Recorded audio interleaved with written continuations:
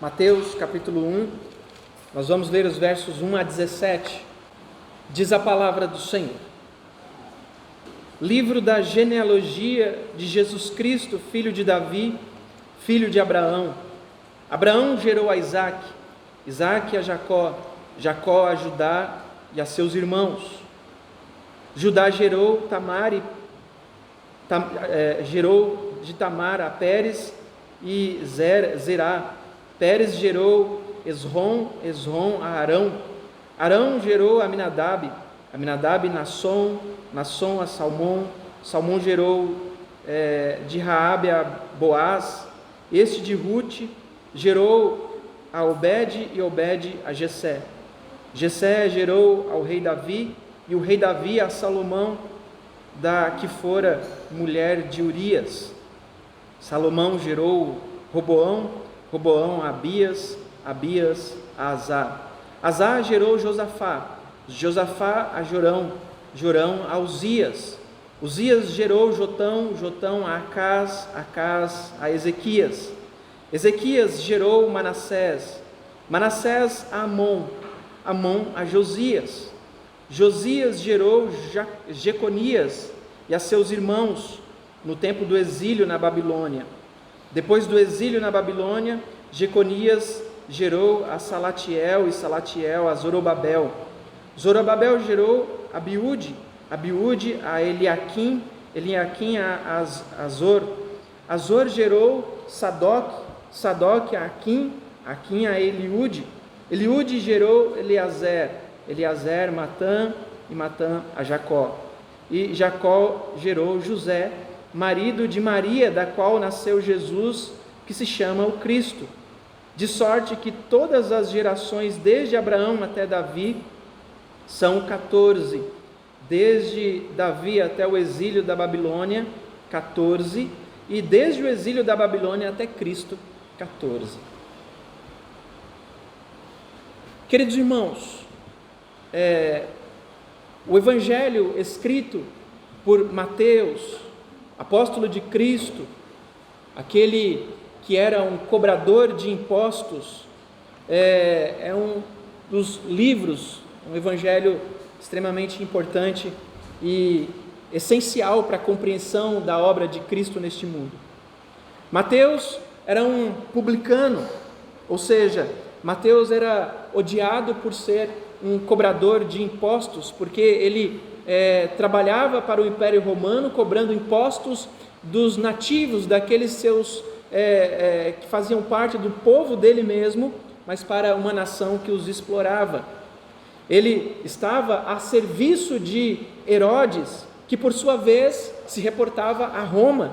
Mateus, como publicano, meus irmãos, tinha contato com o grego e com a língua aramaica, pois muitos relatórios de impostos deveriam ser escritos em grego e aramaico, assim como são escritos hoje no idioma e naquela linguagem que todos que leem entendem.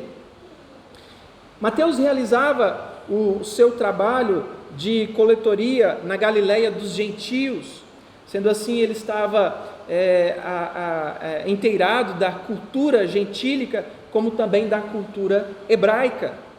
Esse homem também era um homem religioso, o que nós podemos muito bem perceber sobre isso através do seu chamado.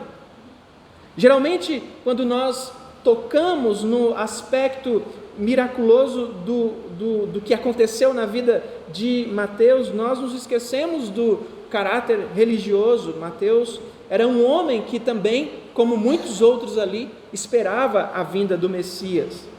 Assim então, quando Cristo chama Mateus para ser um dos seus discípulos, fica evidenciado através da resposta de Mateus que ele já esperava pela vinda de Jesus Cristo, que ele já esperava pela vida do Messias, e essa realidade da espera de Mateus se reflete na composição que ele faz aqui no seu evangelho. Um outro fator, meus irmãos, que é indicador da religiosidade de Mateus, é o fato de suas citações do Antigo Testamento. Aqui nós vemos um misto das citações que ele faz da Septuaginta com o texto em hebraico. Certamente Mateus possuía o domínio sobre esses escritos. O homem religioso que foi então chamado para ser apóstolo de Jesus Cristo, escreve este evangelho. E nele nós percebemos, queridos irmãos, claramente aspectos que demonstram o hebraísmo que Mateus dominava.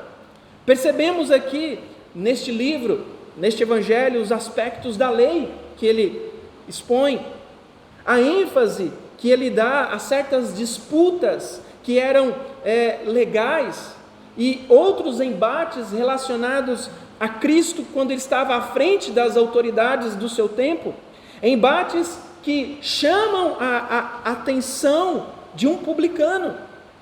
O livro de Mateus, meus irmãos, esse evangelho foi escrito na década de 60, data posterior, nós podemos até descartar, já que dependem de outras realidades, outros escritos para que possa então ter sustentação. O evangelho de Mateus, apesar de ser o primeiro evangelho aqui na ordem em que ele está na nossa Bíblia, o evangelho de Mateus não foi o primeiro evangelho a ser escrito. O primeiro evangelho a ser escrito foi o evangelho de Marcos. Marcos foi uma fonte para outros evangelistas que, por sua vez, escreveram também relatos daquilo que eles viram da obra de Jesus Cristo. Marcos foi uma fonte de pesquisa para Mateus, para Lucas, os evangelhos que nós chamamos de evangelhos sinóticos, os evangelhos que têm uma escrita semelhante, uma mensagem semelhante.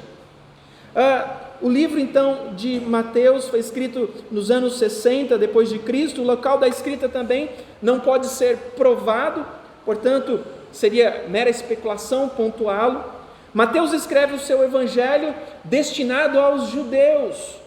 Isso pode ser provado porque, por inúmeras evidências internas da escrita do livro, por exemplo, há uma falta de preocupação do apóstolo em explicar as tradições judaicas. Ele simplesmente fala das tradições judaicas, ele não tem preocupação em explicar. Ele fala da genealogia de Jesus Cristo desde o início até a figura de Adão, que é o pai de todos. O seu estilo de escrita, como já disse, é o hebraísmo, mais do que outros evangelhos. Mateus escreve esse evangelho, então, meus irmãos, na tentativa de mostrar Cristo como sendo o Messias prometido, mostrá-lo como sendo o Messias que também era o rei esperado pelo o povo de Israel, que também foi profetizado por muitos ali do seu tempo, que também não era Jesus, que não era apenas um Messias, o rei, mas que também era o profeta maior do que Moisés, que conduziu e profetizou acerca de muitas coisas que estavam para acontecer, até mesmo acerca da vinda de Jesus Cristo. Mateus aqui então, meus irmãos, mostra Cristo como sendo o cumprimento das profecias do Antigo Testamento, deixando claro que as autoridades, que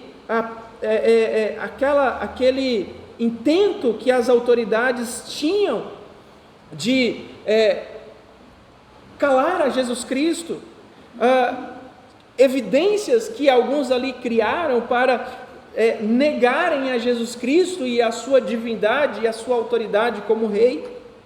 Mateus mostra então, meus irmãos, o reino messiânico que já se manifesta e logo seria inaugurado pela vida, morte e ressurreição de Cristo.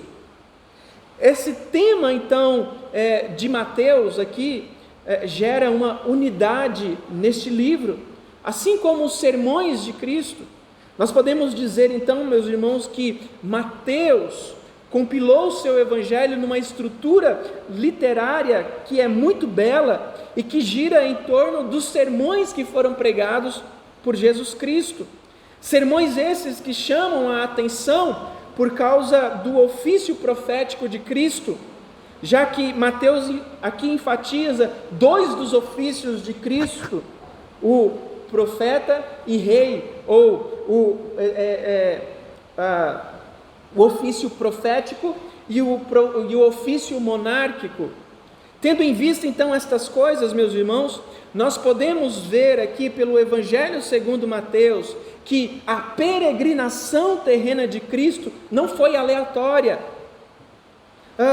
mas Cristo cumpriu as profecias do Antigo Testamento, e nós vamos perceber que há outros temas aqui escritos, apresentados por Mateus neste Evangelho, como a cristologia, a eclesiologia, os embates que Jesus tem acerca da lei. Muito bem, meus irmãos, nós então podemos, agora depois desta introdução, deste preâmbulo, entender o propósito de Mateus ao escrever a genealogia de Jesus Cristo, escrever sobre a raiz genealógica de Jesus Cristo. Muitos são os propósitos em escrever uma genealogia. Os judeus davam muito valor para a genealogia, mas Flávio Joséfo, ao citar a genealogia, ele diz que ela pode ser chamada de registros públicos, porque ela vai mostrando ali, de tempos em tempos, a árvore genealógica de uma pessoa. Nosso Deus também, meus irmãos, dá muito valor à genealogia, tanto que o primeiro livro da Bíblia pode ser dividido em genealogias. O livro de Gênesis, Moisés divide esse livro em genealogias. Nós, os leitores modernos, nós não entendemos muito os propósitos de uma genealogia. Muitas vezes, quando nós estamos lendo a Bíblia naquela leitura anual, nós pulamos as genealogias porque nós pensamos assim: não, eu não entendo nada dessa genealogia, isso para mim não faz nenhuma diferença na minha leitura. Então, muitas vezes nós pulamos a genealogia, mas se ela está ali, é porque ela tem um propósito. Se ela está em nossas Bíblias, é porque ela tem um valor, ela tem um sentido de estar ali. E às vezes nós desprezamos a leitura da genealogia porque nós não entendemos o seu propósito.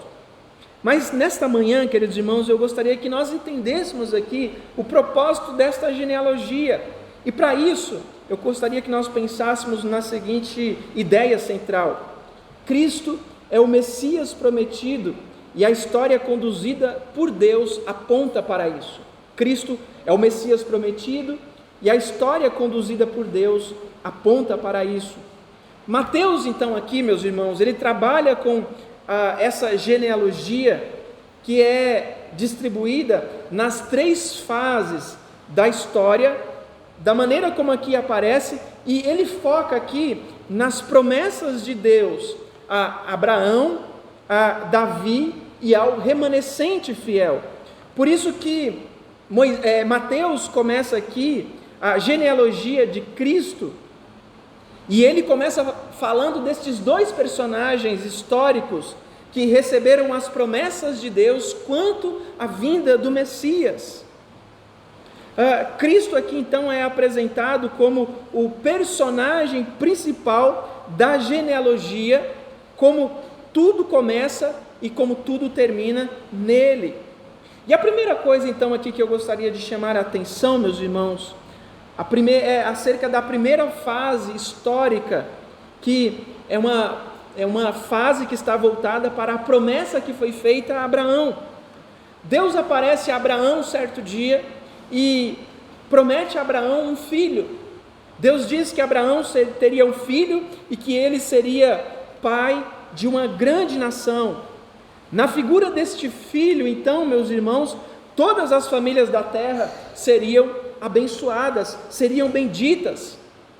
Paulo nos mostra que o descendente de Abraão, em que se cumpriria estas promessas, não era Isaque, o filho sanguíneo de Abraão, mas o filho de Abraão em que essas promessas se cumpririam era o próprio Cristo.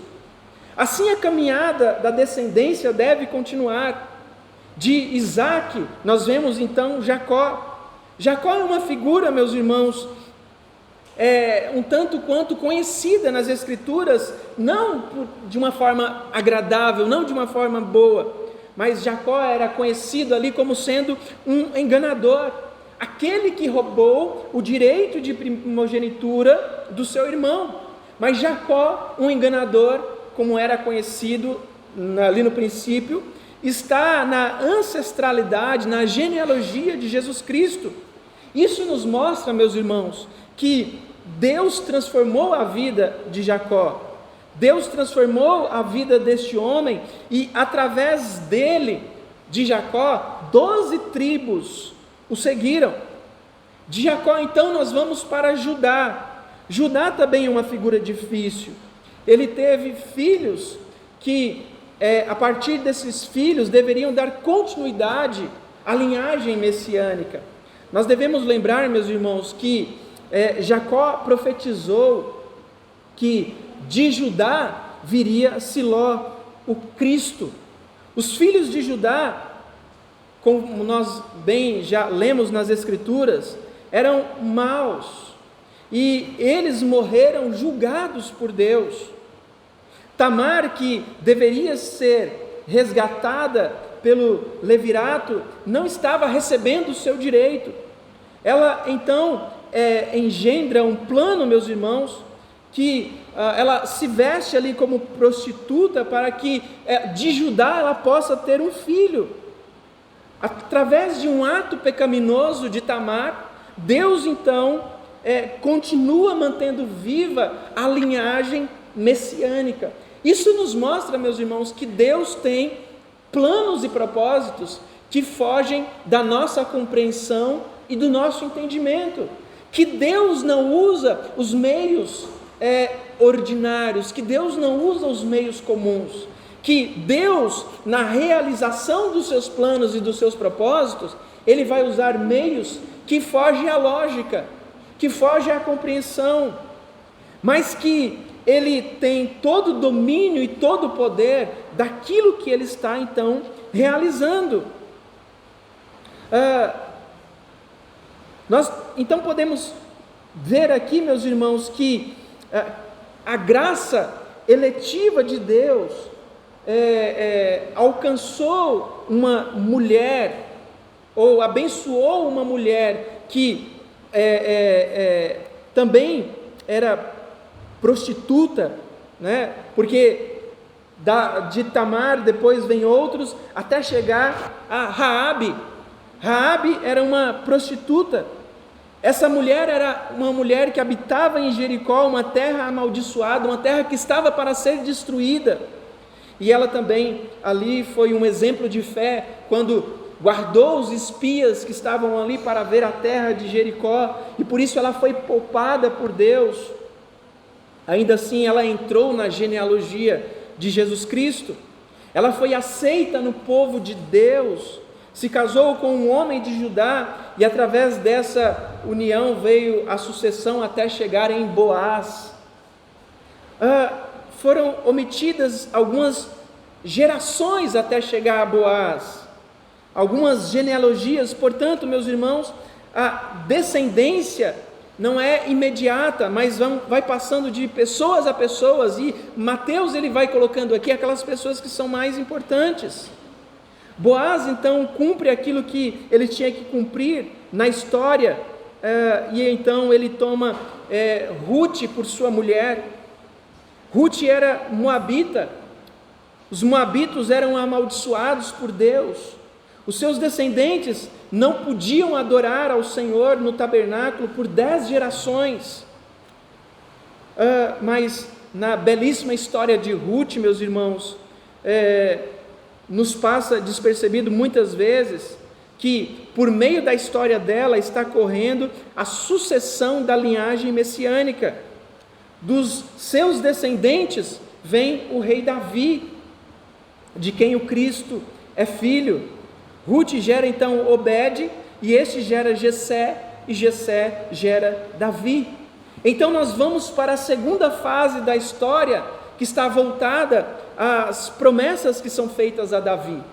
Davi era o filho mais moço de Jessé, a sua aparência era de um simples pastor, mas Deus não olha a aparência, Deus não olha o exterior, Deus olha o coração.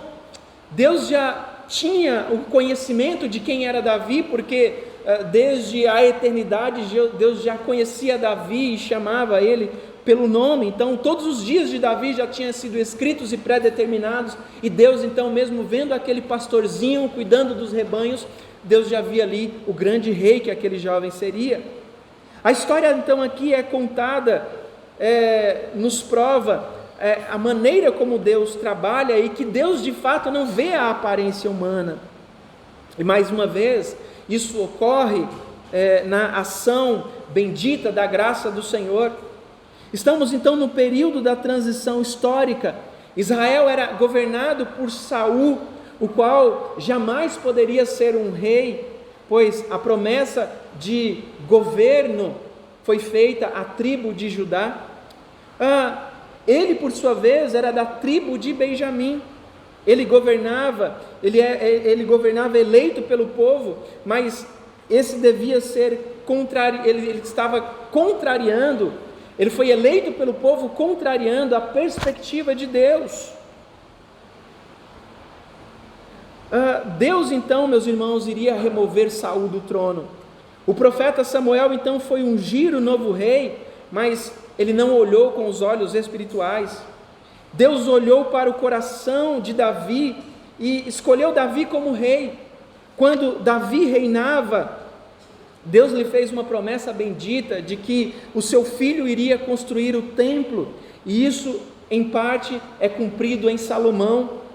Mas como Pedro bem identifica, meus irmãos, assim como os evangelhos, o descendente de Davi, assim como o descendente de Abraão, que não era Isaac, o descendente de Davi não era Salomão, o descendente de Davi era Cristo.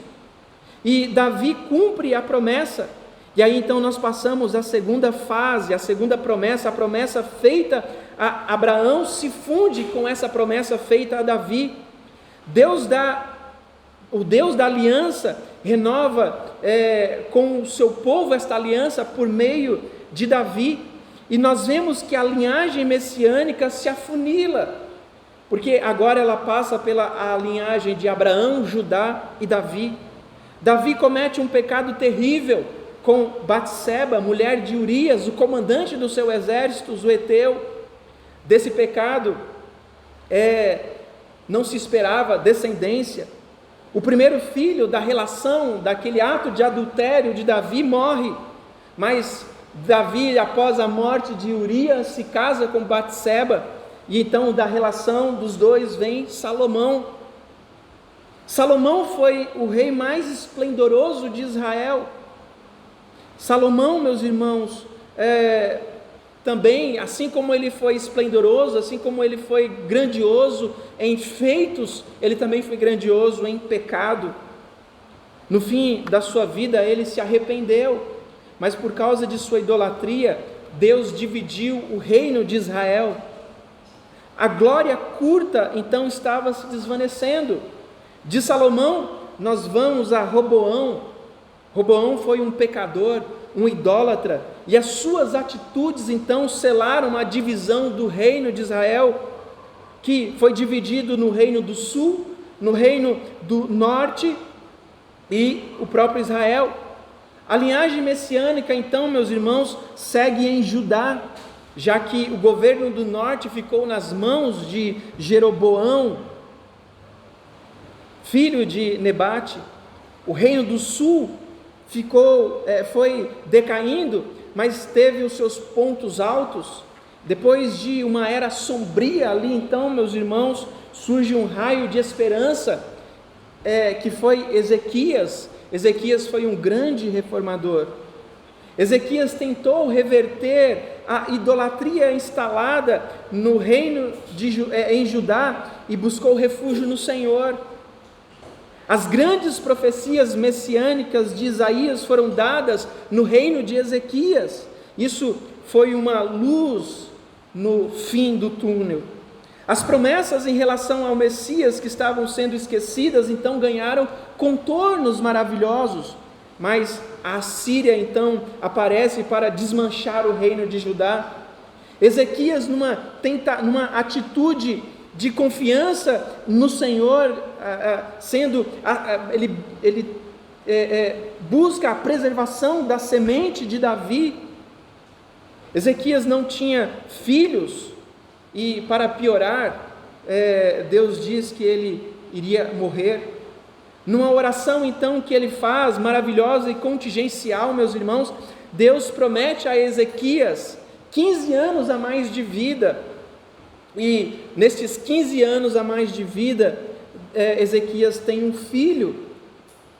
Mas Ezequias naquele período também pecou, quando ele permitiu que a embaixada da Babilônia entrasse em Judá e tomasse conhecimento de tudo aquilo que existia ali em Judá. Mas a semente do Messias continuou sendo preservada. O filho de Ezequias que nasceu foi um filho terrível. Este homem, meus irmãos, foi um grande rei, mas como servo de Deus, ele foi terrível. Voltou com a idolatria que o seu pai havia instituído. Manassés, filho de Ezequias, era tão terrível que ele instituiu ali no reino o sacrifício de crianças. Atrocidades grandiosas ele realizou. O cronista mostra que ele se arrepende, mas o extraordinário é que ele faz parte da genealogia de Cristo.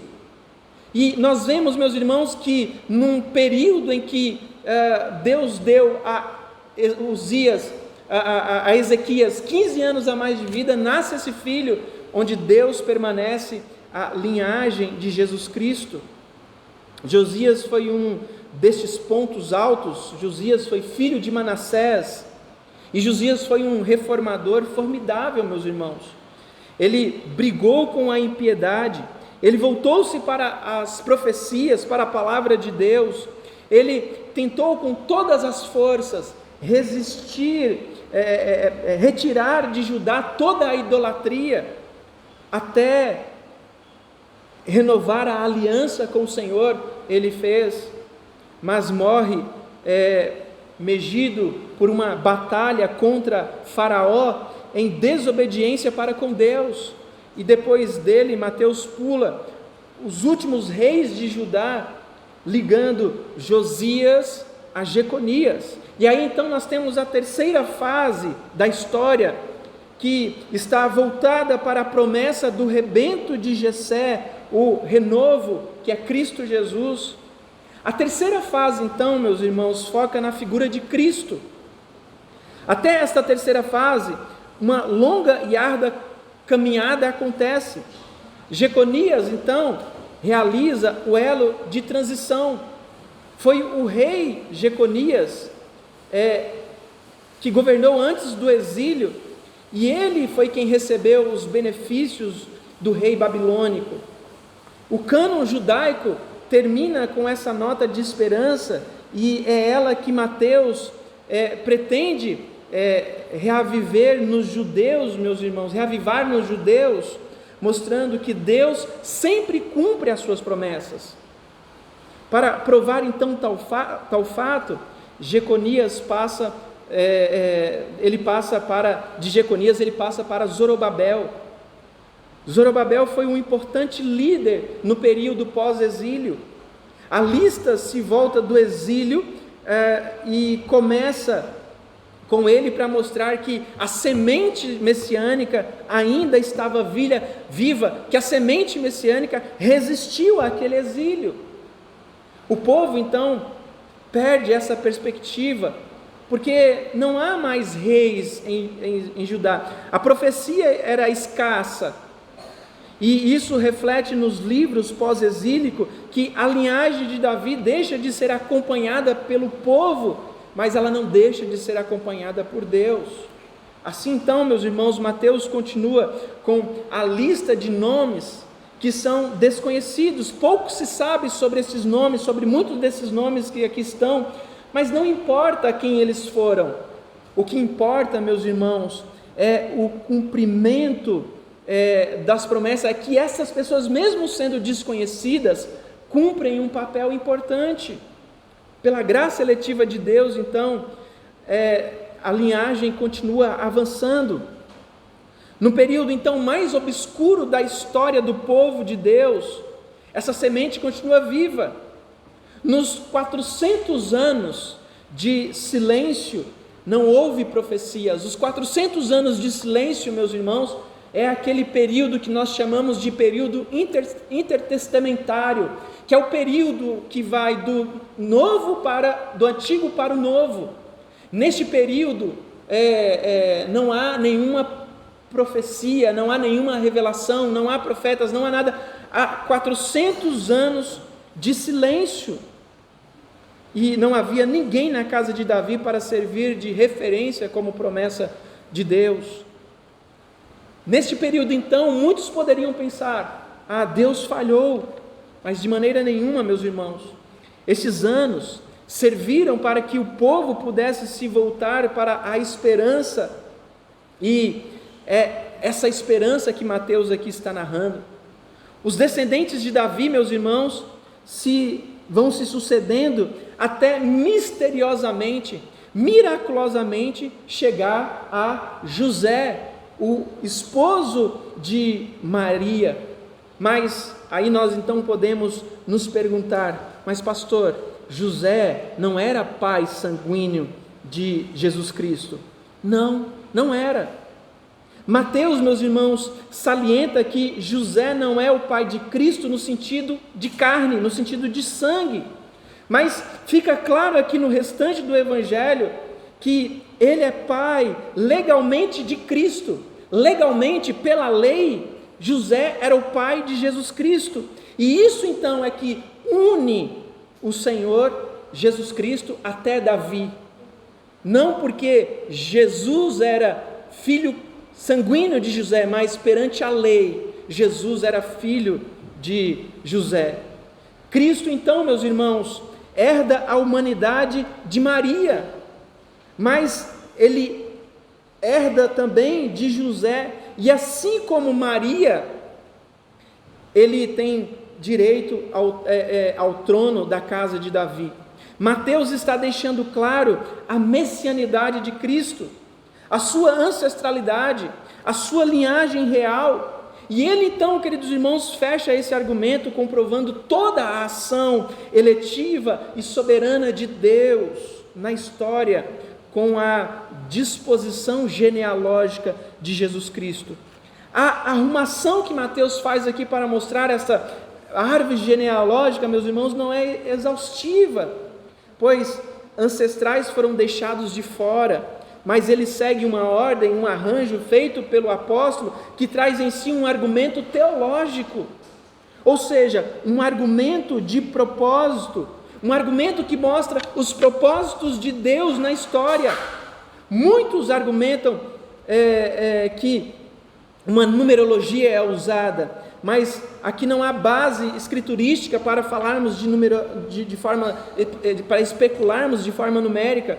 Aqui nós podemos pontuar, meus irmãos, aqui mostrando essa história simétrica que Mateus apresenta, falando desta genealogia, e falando que Cristo é o cumprimento das promessas de Deus, e que nós devemos então nos lembrar que discutir sobre genealogia é extremamente importante.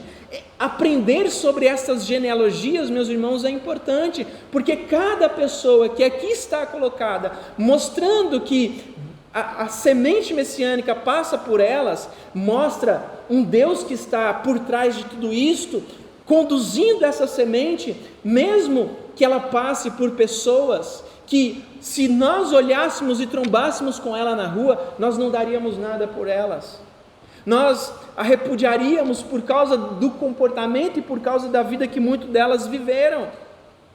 Mas nós podemos perceber aqui, meus irmãos, que Deus, Ele trabalha, como eu já disse, com uma lógica muito diferente da nossa.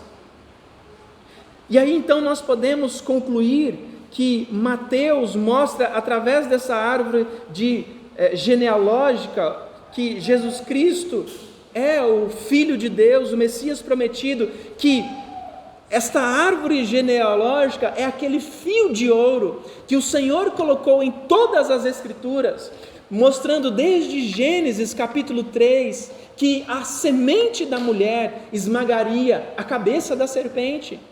E Deus então, meus irmãos, para fazer com que essa promessa se cumpra até chegar no nascimento de Jesus Cristo, Ele levanta pessoas em gerações diferentes, pessoas que são difíceis, pessoas pecadoras, pessoas que estavam em oposição muitas vezes à vontade de Deus, pessoas que viraram as costas para Deus, para mostrar que Deus usa quem Ele quer para realizar a sua vontade. Que Deus cumpre a sua promessa e que as promessas de Deus não podem falhar. Que Deus conduz a história de tal maneira que a semente foi protegida, que a promessa foi protegida, ainda que tenha sido com muita dificuldade.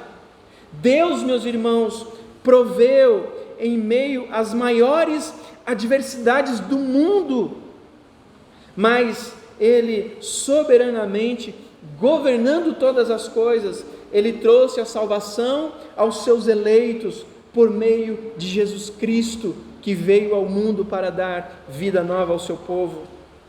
Nós concluímos também que essa genealogia apresenta a graça eletiva de Deus agindo de forma magnífica na história, e que essa mesma graça, meus irmãos, continua agindo, e que Deus conduz toda a história até a sua consumação. Queridos irmãos, nós não podemos simplesmente olhar para a história, olhar para o mundo e pensar que o mundo segue de forma solta, de forma sem controle, de que Deus não está mais preocupado com a forma como que os homens vivem.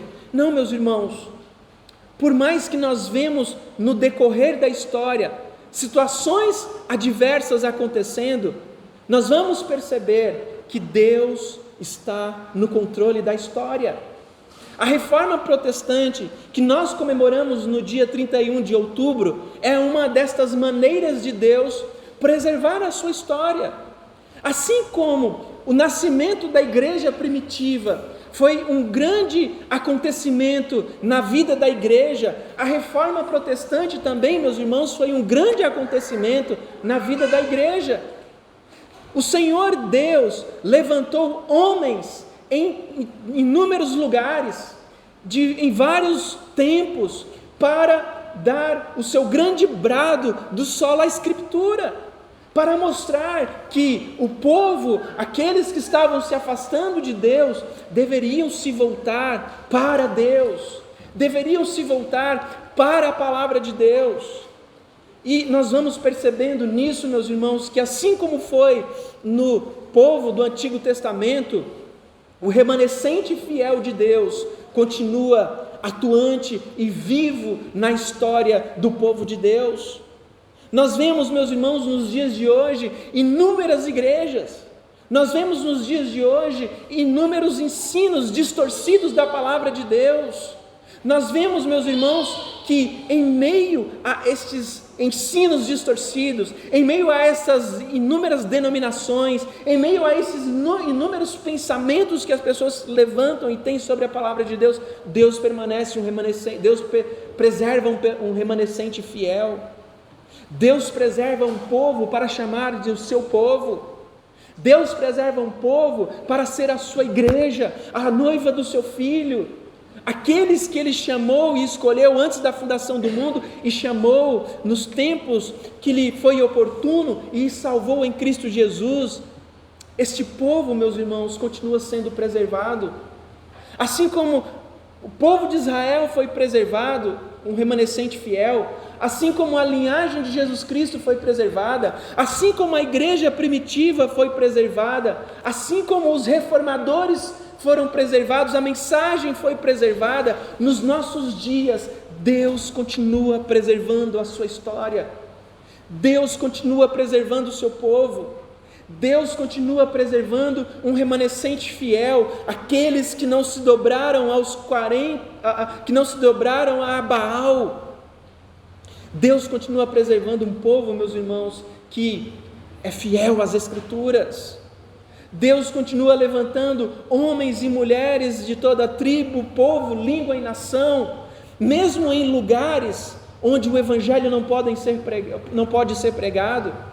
Deus continua levantando pessoas na China, na Coreia do Norte, em países africanos, que estão sendo dominados por regimes comunistas. Deus continua levantando a sua igreja, e Deus continua preservando o seu povo em toda a história, e Ele mostra isso, meus irmãos, através daquilo que Ele faz com a semente messiânica de Jesus Cristo. Ele disse: a semente da mulher esmagará a cabeça da serpente. Do período em que Ele diz isso até Jesus Cristo nascer, muitas coisas acontecem. O povo enfrenta muitas dificuldades, são muitos exílios, muitas vezes Deus em silêncio, mas Deus continua atuante na história do seu povo. Deus continua atuante na história das nossas vidas, meus irmãos. Isso nos mostra também, queridos, que às vezes parece que Deus se afastou de nós, às vezes parece que Deus está em silêncio com relação às lutas e às dificuldades que nós enfrentamos. Parece que Deus não está atuando na história das nossas vidas. Mas, queridos, Deus trabalha, Deus atua, não como nós imaginamos, não na nossa lógica humana. Deus atua através da sua graça e da sua misericórdia. Deus atua através da sua sabedoria. Por muitos anos, meus irmãos, desde a minha conversão, eu orei muito para que Deus transformasse a vida da minha família. Eu tenho sempre colocado diante de Deus para que Deus transforme o coração dos meus pais, para que Deus transforme o coração dos meus irmãos. A minha família sempre frequentou, os meus pais sempre frequentaram igrejas, as mais absurdas que nós possamos citar e imaginar.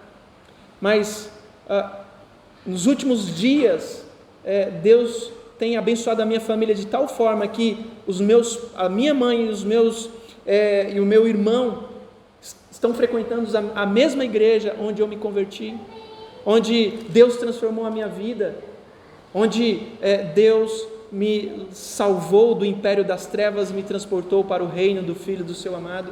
Por isso, meus irmãos, nós podemos entender que Deus não está em silêncio na história de nossas vidas, que a oração que nós temos feito a Deus em favor da nossa família, em favor daqueles que nós amamos, Ele não está com os ouvidos tampados para isso, Ele está atento a isso, mas Ele não atua no nosso tempo, Ele não age no tempo em que nós pedimos a Ele e clamamos e falamos: Senhor, cuide da minha família, transforme a minha família. Ele atua no tempo dEle, Ele age no tempo dEle, e o tempo dEle não é o nosso, mas nós devemos, meus irmãos, descansar nele, e orar, e dobrar os nossos joelhos, e clamar ao Senhor: Senhor, transforme aqueles que eu amo para a glória do Teu santo nome.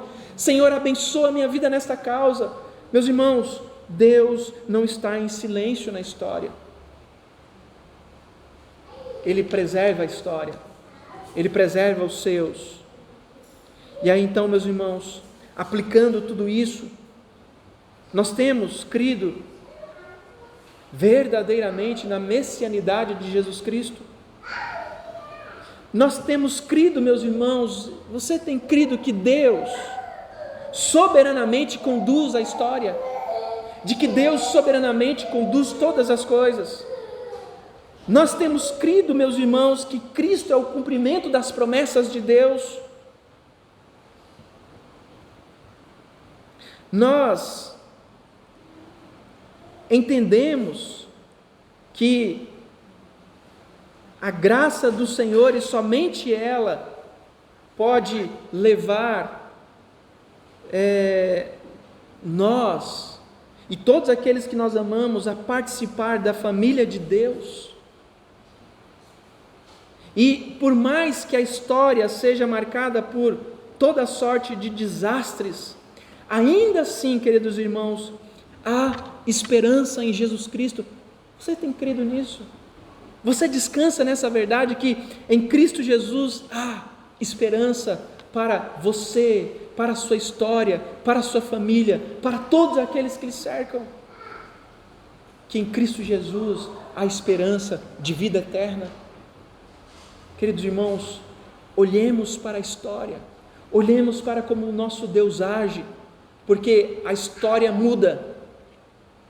Nós vivemos tempos diferentes, mas o nosso Deus é o mesmo ontem, hoje e sempre. Ele continua governando, assentado em um alto e sublime trono, e por isso nós podemos descansar nele, podemos confiar nele e podemos crer que as bênçãos dele são derramadas em nossas vidas, mesmo quando nós não estamos esperando, ou mesmo quando nós já desistimos de muitas coisas. Que Deus nos abençoe, meus irmãos, que Deus nos sustente, que Deus nos fortaleça e que possamos sempre confiar que Deus é o Deus que conduz toda a história. Vamos ficar de pé, vamos cantar ao Senhor nesse instante o hino escrito por Lutero, Castelo Forte.